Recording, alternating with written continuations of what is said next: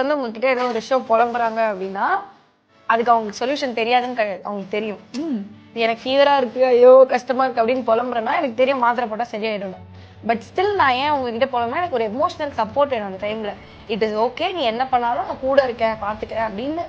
அதுக்காக தான் நாங்கள் சொல்லுவோமே தவிர மாத்திரை போட சரியாயிடும், ஹாஸ்பிட்டல் போ சரியாயிடும், அது எங்களுக்கு தெரியும் கைஸ்.